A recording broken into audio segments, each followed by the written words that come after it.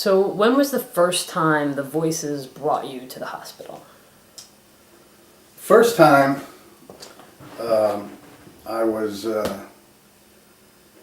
living at this house, and I was actually by myself at the time, and I was hearing these voices much clearer than usual. They had been around here and there, but sometimes not that clear.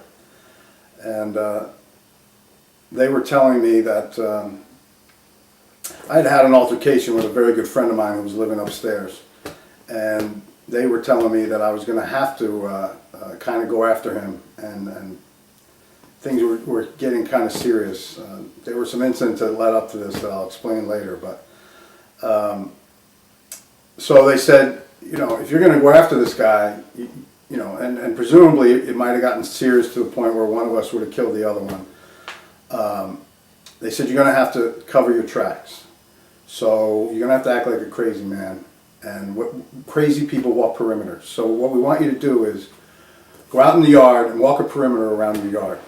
So somebody will call an ambulance for you, and then you'll have it on the record that you're crazy. So if you get caught, you might be able to get away with it. So I went out in the yard and I started walking the perimeter, and I'm walking 20 minutes and nobody's calling. It's like a Saturday morning, and I don't even know if anyone's seeing me. It's a pretty close neighborhood, you know. I'm sure somebody saw me and just wondered what's this weird guy doing.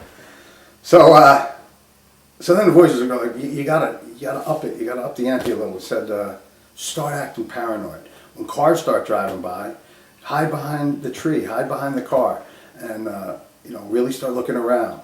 So I do. And this went on for another 10 or 15 minutes and nothing. So I got so frustrated. I'm leaning up against this tree that I was behind, which is right in the front yard, right near the end of the driveway. And I'm like lightly banging my head on the tree in frustration because I'm not getting the results I'm wanting. And I'm actually putting my hand up to my head, like signaling, make the call, people, somebody make the call. Nobody makes the call. So finally, I go back inside.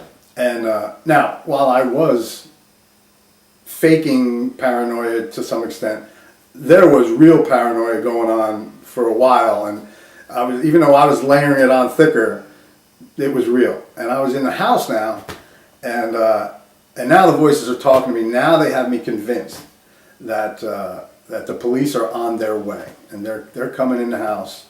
So now I hadn't done anything wrong, but it didn't matter. You know, they're telling me they're coming. They've been watching you for a while and all this stuff. So now this was real paranoia. I'm peeking out the curtains because I'm believing these voices, and I'm confused. I don't know what these voices are, but I'm believing them, and I'm listening to them. And this was one of the first times I can remember. You know, it was usually conversational. Now it was becoming, you know, command and control. They were starting to get me to do things. And so I'm peeking out the window, I'm expecting, time's going on, nobody shows up. So now I'm not sure, do I believe these voices? Are they laughing at me now? They're just messing with me, you know. So now I'm paranoid of the voices, you know. And so finally they convinced me, you're gonna have to go find this guy. You're gonna have to go get him, and you know, forget the cover story, you know.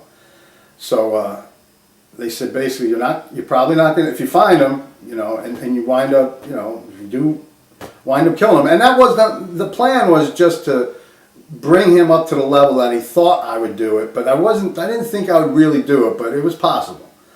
And they said, you might not be coming back here, so smash this place up. I had mirrors, because I had owned the bar a few years earlier with that guy. He was one of my partners, and the guy who was renting the house to me was also the other partner.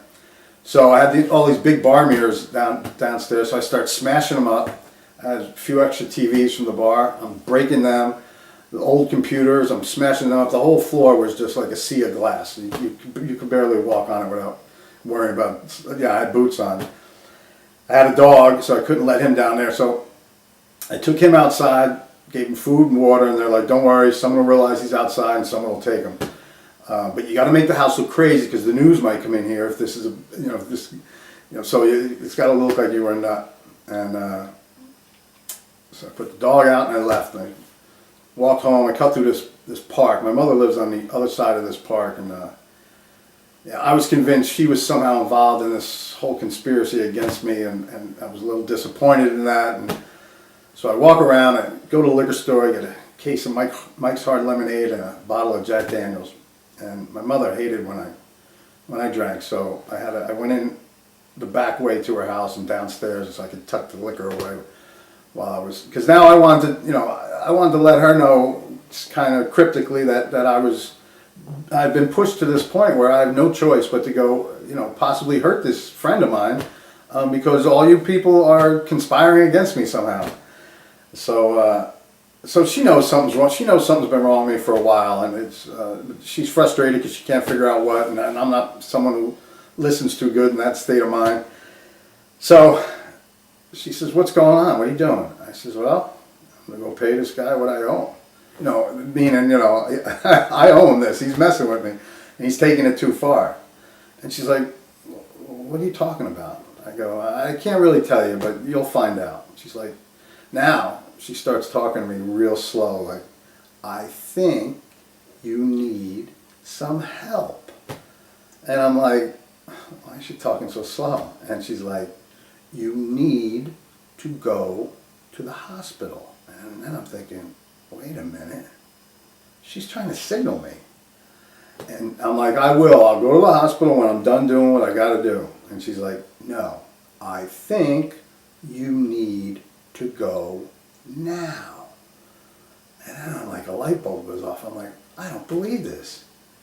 She's in on it. She's gonna help me now. She's gonna help me get away with possibly killing this guy. And and she's trying to signal me, "You got to go to the hospital so it's on record, so you get not guilty by reason of insanity if you're caught." I'm like, oh, this is great. I didn't expect this. So I'm talking slow back to her. I'm like, okay, like I want her to know, I got your signal. People might be listening, but we're connected here. So she goes, I'm gonna get my keys. We're gonna go right now." Okay. So I'm like, all right. So we get in the car.